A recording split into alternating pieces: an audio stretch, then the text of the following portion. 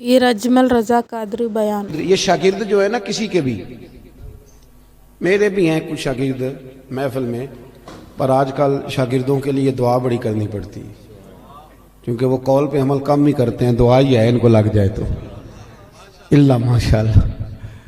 تو حضرت ابو سعید خدری رضی اللہ تعالیٰ عنہ یہ شاگرد ذرا توجہ کریں، شاگرد ذرا خیال فرمائیں۔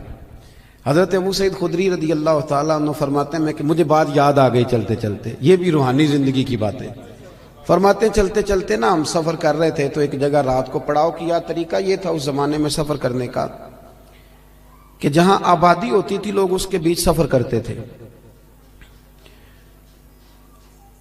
اس کے وہاں آرام کرتے تھے، اور جنگل ہوتا تھا وہاں سفر کرتے رہتے تھے۔ کئی دفعہ زیادہ رات کو بھی جا کے کوئی آبادی نظر آتی تو کوشش کرتے تھے کہ پڑاؤ آبادی میں کریں رات کا، تاکہ کوئی درندے وغیرہ تنگ نہ کریں۔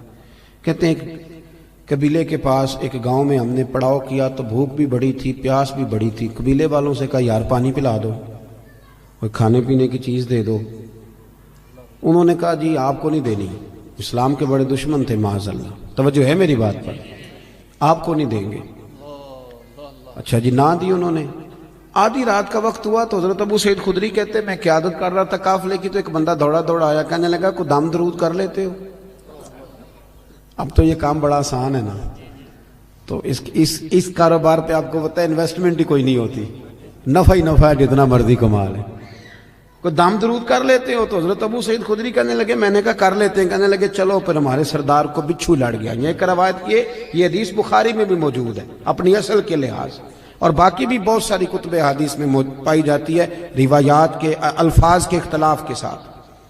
حضرت ابو سعید خدری رضی اللہ تعالیٰ عنہ فرماتے ہیں میں نے ان سے کہا بھائی کیا ہوا؟ کہنے لگے بچھو لڑ گیا۔ ایک روایت یہ کہ سردار کو، ایک یہ کہ سردار کی بیٹی کو۔ تو جناب ابو سعید خدری سے کہنے لگے دم کر دو گیا؟ فرمانے لگے دم تو کر دوں گا پر پیسے لگیں گے، تم نے جو کہا تھا کہ تمہیں روٹی نہیں دینی، تو جو اس طرح کا ہو اس سے تو کر لینا چاہیے نا۔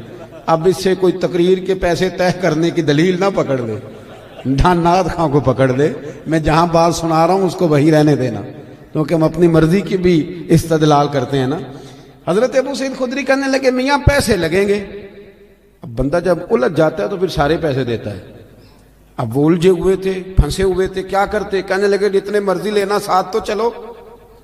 حضرت ابو سعید خدری رضی اللہ تعالیٰ عنہ فرماتے میں ساتھ گیا، میں نے کچھ پڑھ کے پھونکا، شفا اللہ نے دے دی، شفا اللہ نے دے دی۔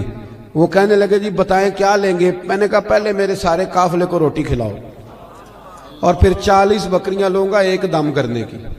اے ریٹ ویکھیا جی ذرا، کتنی بکریاں؟ اللہ آپ کو جزائے خیر عطا فرمائے، اللہ آپ کو برکت دے۔ میں نے کہا پہلے کہہ جو اس سے کوئی دلیل نہ پکڑ لے، اب حدیث آ گئی ہے تو عرض تو کرنی ہے نا۔ حضرت ابو سعید خدری کہتے ہیں کہ روٹی بھی کھائی، پانی بھی لیا، 40 بکریاں بھی لی۔ اب صحابہ میں اختلاف ہو گیا، کچھ کہنے لگے لینی چاہیے تھی، کچھ کہنے لگے نہیں لینی چاہیے تھی۔ رائے کا اختلاف صحابہ میں بھی۔ ہمارے ہاں مصیبت یہ ہے کہ رائے کے اختلاف کو مخالفت بنا لیا جاتا ہے۔ اہل حق کے اندر جو اختلاف ہوتا ہے وہ تو رحمت ہوتا ہے، لیکن جرت نہیں کسی کی کہ ہماری رائے کے خلاف کو بندہ رائے، ہم تو اڑے ہوئے بڑی بڑی چھوٹی چیزوں پہ اڑ جاتے ہیں۔ بہرحال اختلاف ہو گیا کہ لینی چاہیے تھی کہ نہیں لینی چاہیے تھی۔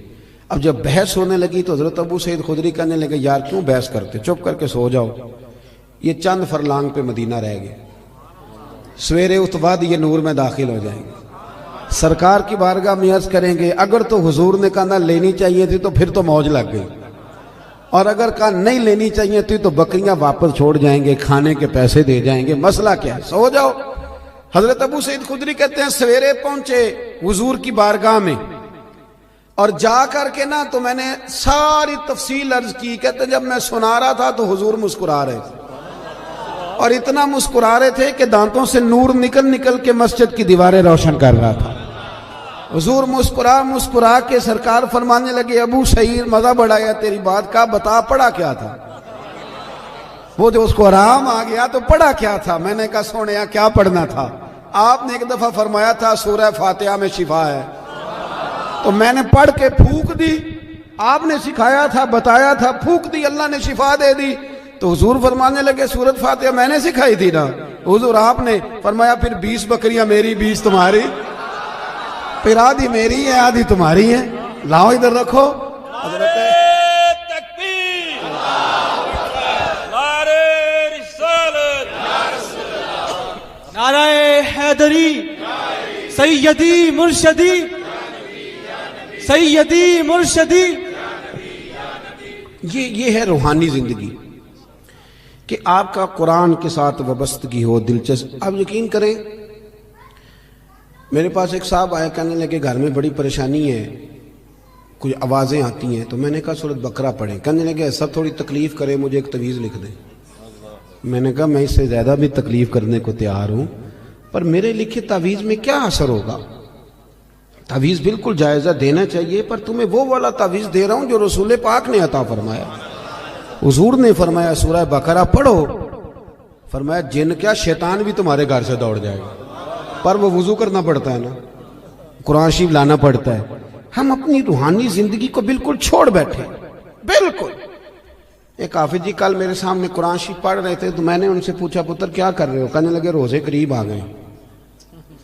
میں نے ان سے کہا سنو یہ بات ٹھیک نہیں تمہاری بچے, بدنوں کو سنانے کے لیے یاد کر رہے, یہ چیز درست نہیں. مجھے شاگرد پڑھتے ہیں نا ہمارے پاس, تو میں درس نظامی کے طالب علموں سے کہتا رہتا ہوں کہ اگر مطالعہ اس لیے کرو گے نا کہ قوم کو سنانا ہے, واہ واہ کرانی, تو تمہیں کوئی چیز یاد نہیں رہے گی. اللہ بڑا غیور ہے. ان صلاتی و نسکی و محیایا و مماتی للہ رب العالمین. اپنی اصلاح کے لیے قرآن و سنت پڑھو, پھر جب تم منبر پہ بیٹھو گے تو رب تمہاری زبان پر حکمت کے چشمے جاری کر دے.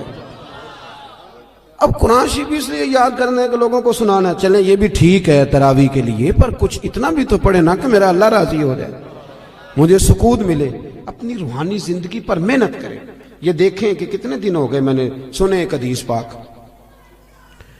کچھ غریب لوگ اکٹھے ہو کے نبی پاک کی بارگاہ میں حاضر ہوئے. دیکھیں انہیں اپنے نیکی کے خزانوں کی کتنی فکر تھی.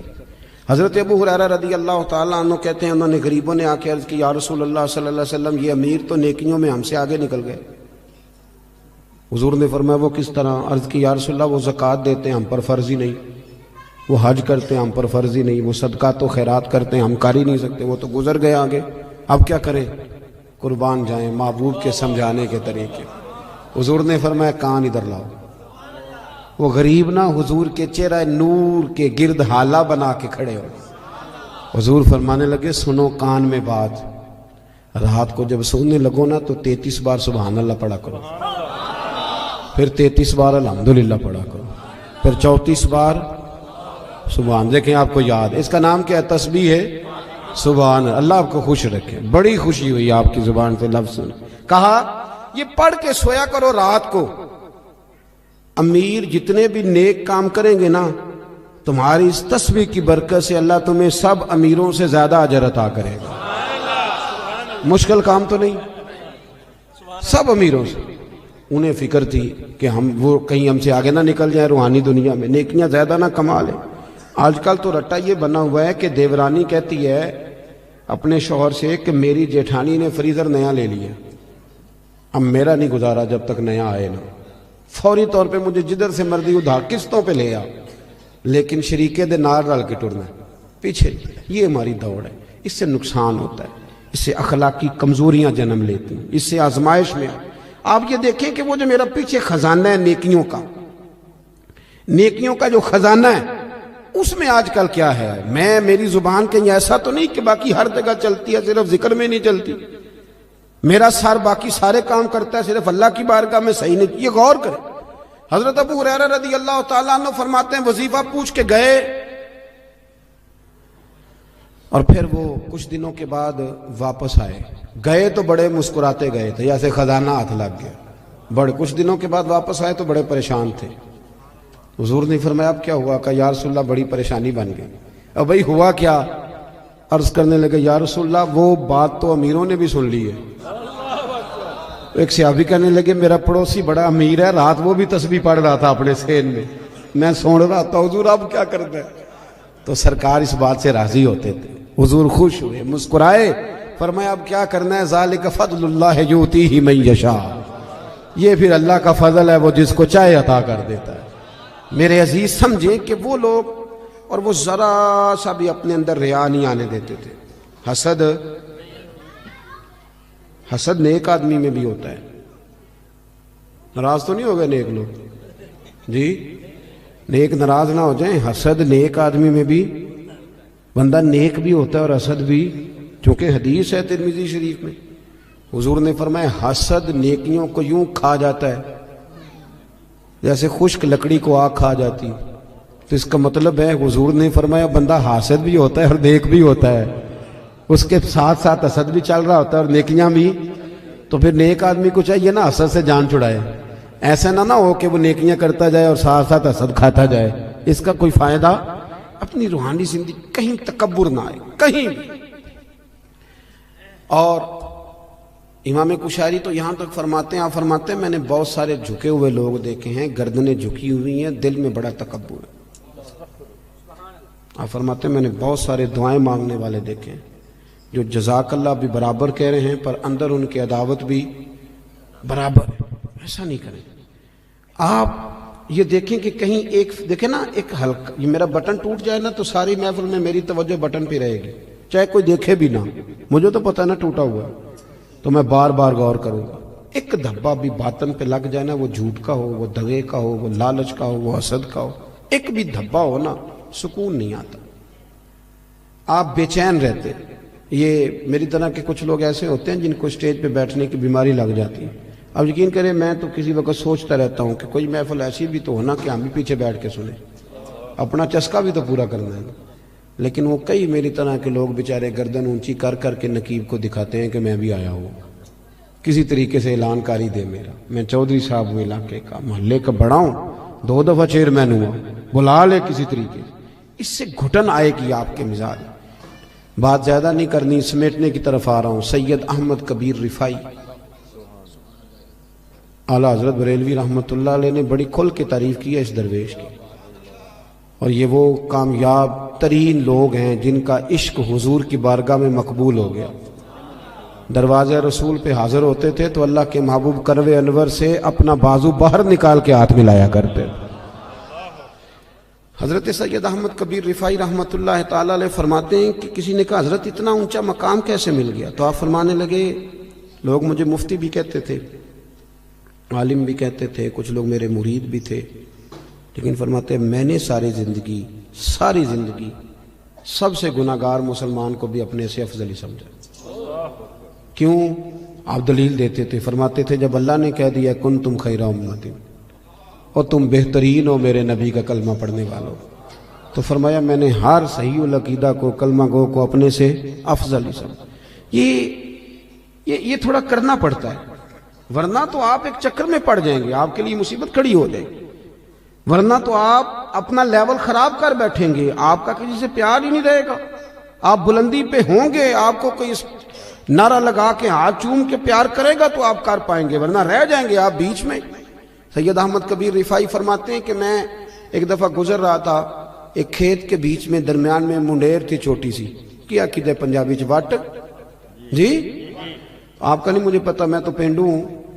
تو گاؤں میں نا یہ جب چاول کی فصل کاشت کرتے تھے نا مونجی، تو اس وقت کدو کیا جاتا تھا، پتہ ہے کہ نہیں؟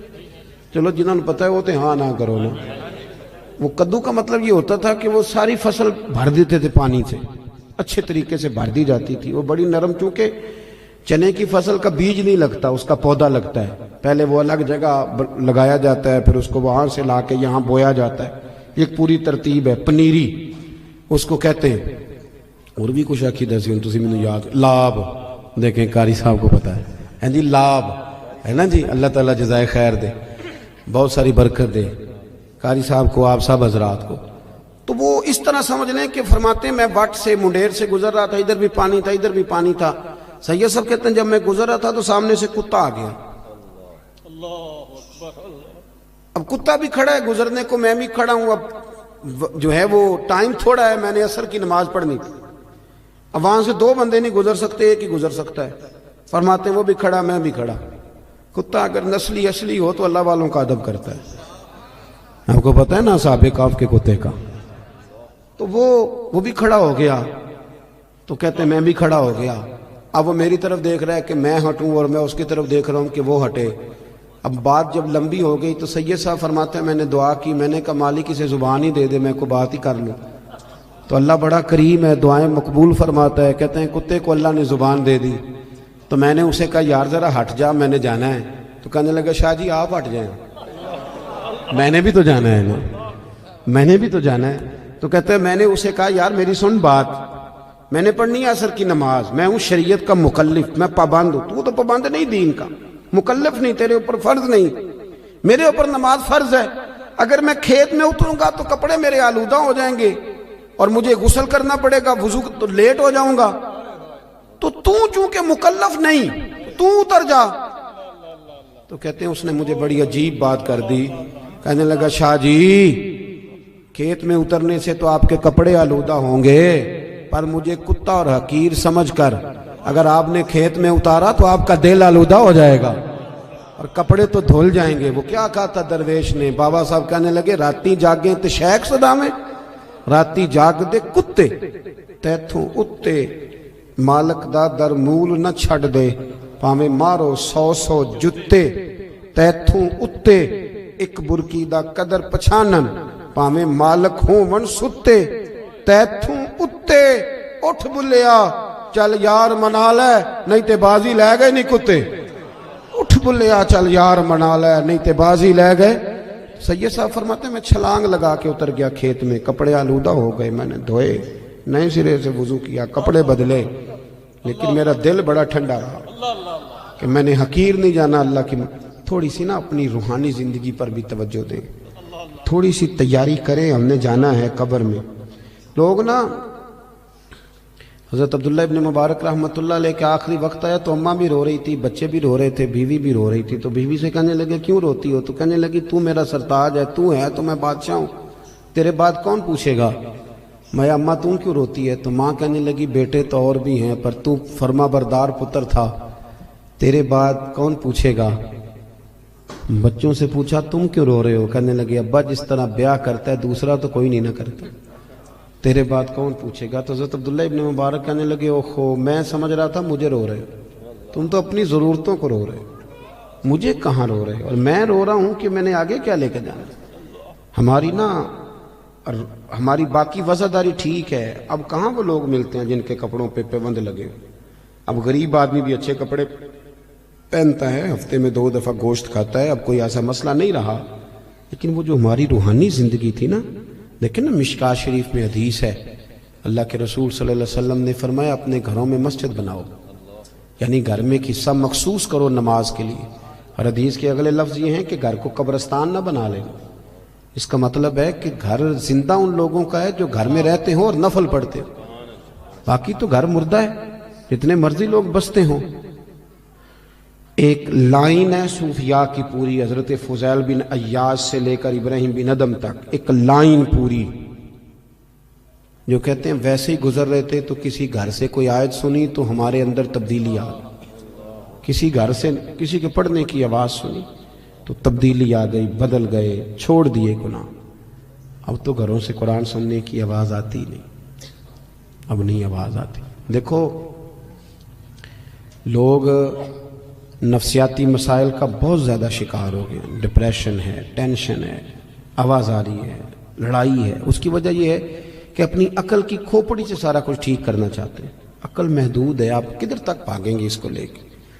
بہت ساری چیزیں اللہ رسول پہ چھوڑ دیں اور اپنے جو من کے میل کچیل ہیں اس کو دھوئیں, اپنے آپ کو سمیٹیں. زیادہ ٹانگیں نہیں دنیا کے اندر پھیلائیں کہ جاتی دفعہ اکٹھی نہ کی جا سکے.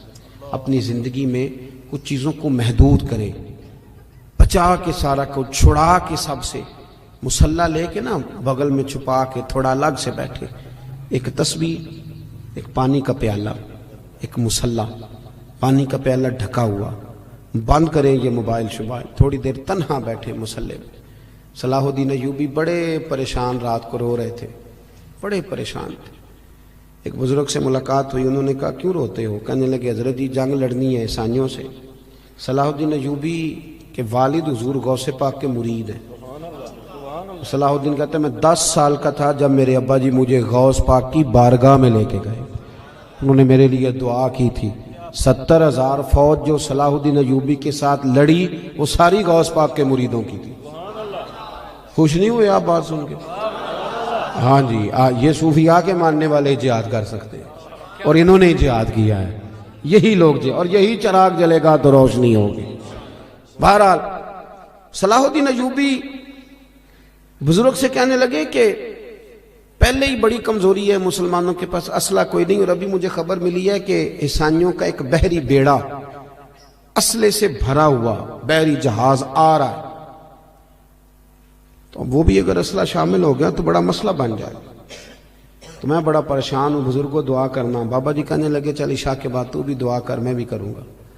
بزرگ کہتے ہیں میں عشاء پڑھ کے چلا گیا، جب رات کو دوبارہ آیا نا مسجد میں تو صلاح الدین سجدے میں گرے ہوئے تھے اور رو رہے تھے. اللہ مہربانی فرما، اللہ مہربانی، اللہ مدد فرما، رو رہے. کہتے ہیں میں نے کہا اسے یکسوئی حاصل ہے، میں یہاں نہیں، میں گھر میں جا کے مصلی بچھاتا ہوں، سکتا ہے میری وجہ سے اس کو یکسوئی نہ ملے. کہتے ہیں میں گھر چلا گیا، جب فجر کی نماز پڑھنے کے لیے میں آیا تو صلاح الدین بڑے تر و تازہ تھے، خوش تھے. میں نے نماز کے بعد پوچھا خیر ہے؟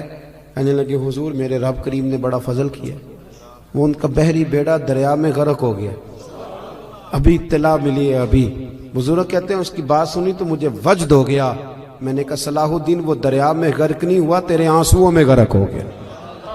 جو تو رویا ہے نا رات، تیرے آنسو سنے نا حدیث.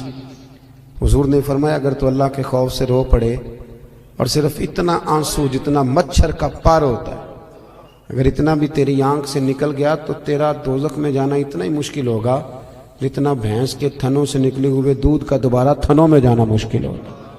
پر کوئی اتنا بھی تو روئے تھا بہن، کسی کو اتنا روحانی زندگی آباد کرے، دعائیں لمبی مانگا کرے، بہت زیادہ مانگا کرے. حضور فرماتے ہیں جو رب سے زیادہ مانگے اللہ اسے راضی ہوتا ہے. اپنا تعلق، یہ دعا بندے کا اللہ سے رشتہ ہے. دعا مانگیں، مصلی پہ بیٹھیں، درود و سلام پڑھیں، ذوق سے پڑھیں. ایک جگہ ایسی مخصوص کریں جہاں بندے نہ ہمیں دیکھیں، وہاں بن سور کے سج کے بیٹھیں. کوئی پوچھے کہ یہاں اکیلے میں سج کے کیوں بیٹھے ہو تو بتاؤ رب رسول کے لیے بیٹھا، ان کے لیے سجا سمرا بیٹھا ہوں، ان کی یاد میں بیٹھا ہوں، ان کے لیے بیٹھا ہوں. اپنی روحانی زندگی کو مضبوط کریں، اپنے اندر کے معاملات کو درست کریں. آپ کو سکون ہوگا، جب غذا ملے گی تو آپ دیکھیں گے دل آپ کا مضبوط ہے. دعا کرتا ہوں جو میں کہہ سکا میرا اللہ قبول فرما لے، جہاں بھول گئے اللہ ہم سے درگزر فرمائے. ہم پکے پکے مسافر ہیں، مستقل سفر میں ہی رہتے ہیں، تو مہربانی فرمایا کریں جب آپ جانے آنے میں ملتے ہیں. مجھے بڑی تکلیف ہوتی ہے کہ دوستوں کو دھکے لگ رہے ہیں. یہ میں ہفتے میں کئی دفعہ لاہور آ جاتا ہوں، تو آپ بھی تو کبھی آ جائیں نا میرے پاس. اس کو ملنے کا شوق ہے وہ آ جائیں، انشاءاللہ لنگر بھی پیش کریں گے. لیکن یہاں دھکم پیل نہ کریں، وہاں آئیں تاکہ تسلی سے ملیں، آپ کی بات بھی سنیں. اللہ آپ کو اجر عظیم عطا فرمائے. سلام ہوگا، قاری صاحب دعا فرمائیں گے. آخر چھوٹا سا خطیب ہوں تو اتنا لمبا تو آپ سیدھا ہونے میں وقت لگا رہے ہیں. اللہ جزائے خیر دے، جلدی کر لیں اور بس سنیں. اب آپ جو حضرات آ جائیں ان کو جہاں جگہ ملے وہ وہاں رک جائیں، اور بول کے آپ کسی سے بھی کوئی کام نہیں اب کہیں گے، اب صرف اشارہ ہی کریں گے. اللہ جزائے خیر دے. اب میں ہی بولوں گا صرف، تھوڑی دیر ہماری سنیں. ویسے بھی سننا ڈبل چاہیے، بولنا سنگل چاہیے. زبان ایک ہے، کان دو ہیں، اس لیے ڈبل سننا چاہیے اور سنگل بولنا چاہیے. آپ میری بات پہ توجہ کریں گے حضرات. اگر انسان روحانی طور پر تندرست نہ ہو، روح بھی اپنی غذا مانگتی ہے، تو انسان بے چین رہتا ہے، بے قرار رہتا ہے. ہمارے ہاں یہ مسئلہ ہے کہ سارا وقت لوگوں کا نا اپنے ظاہر کو سنوارنے میں لگ جاتا ہے اور بڑا وقت لگاتے ہیں لوگ، لیکن باطن اپنی جگہ پہ پریشان ہوتا ہے. بڑے بڑے جبے کبے اور بڑے بڑے قیمتی لباس کے پیچھے جو روح ہوتی ہے وہ پریشان ہوتی ہے. صاحب رسالہ کشیریہ امام کشیری فرمایا کرتے تھے کہ میں نے بڑے سارے لوگ دیکھے ہیں جو تن کے بڑے ہی اجلے ہیں پر من سے بڑے ہی پریشان ہیں، تکلیف میں. نبی کریم صلی اللہ تعالی علیہ وسلم نے ہمیں جو دین عطا فرمایا نا، یہ روحانی دین ہے، یہ روحانی دین ہے. قرآن اور سنت کے اندر جتنے ارشادات ہیں نا وہ ہماری روح سے بات کرتے ہیں، ہمارے باطن سے کلام کرتے ہیں۔ کبھی کوئی عالم، کوئی صوفی، کوئی درویش کوئی بات کر رہا ہوتا ہے نا تو مجھے یوں لگ رہا ہوتا ہے کہ میری کر رہا ہے، اس لیے کہ وہ بات اس طبیب اعظم کی کر رہے ہوتے ہیں جو دلوں کے طبیب بن کے تشریف لائے ہیں۔ یاد رکھیں اس بات کو۔ قرآن مجید نے یہ فرمایا ہے کہ ہم نے تمہیں نبی پاک صلی اللہ علیہ وسلم دیے ہیں، یہ رسول تمہیں دیے ہیں، تم پر ہماری آیتیں پڑھیں گے اور تمہیں پاک کر دیں گے۔ یتلو علیکم آیاتنا ویزکیکم، تم پر ہماری آیتیں تلاوت کریں گے اور تمہیں پاک کر۔ روحانی زندگی جو ہے نا، روحانی زندگی، اپنی روحانی زندگی، آپ کو پتہ ہے جس آدمی کو ڈاکٹر کہہ دینا کہ تو بیمار ہے، دوائی پابندی سے کھائے گا تو ٹھیک ہوگا، اس نے 2 تھیلیاں دوائی کی بنائی ہوتی ہیں، ایک گھر میں پڑی ہوتی ہے اور ایک اس نے گاڑی میں رکھی ہوتی ہے کہ دوائی میں نے کھانی ہے، نہ کھائی تو میں بیمار ہو جاؤں گا۔ ہم پتہ کیا کرتے ہیں، جسم کو خوراک دیتے رہتے ہیں، روح ہماری پیاسی رہتی ہے۔ روح کی پیاس کیسے بجھتی ہے؟ قرآن پاک پڑھنے سے، ذکر کرنے سے۔ ادھر دیکھیں میری طرف، روح کی پیاس بجھتی ہے نبی کریم علیہ السلام کی نعت کو سن کر دل میں اتارنے سے۔ وہ والا جھوم نہیں جو نعت خواں کہتا ہے جھومو، تو ہم نے بھی تھوڑا تھوڑا جھوم لیا، پتہ کوئی نہیں وہ کیا کہہ رہا ہے، اور میرا کئی دفعہ نعت خواں سے بھی پوچھنے کو دل کرتا ہے کہ ویسے تجھے پتہ ہے تو کیا کہہ رہا ہے؟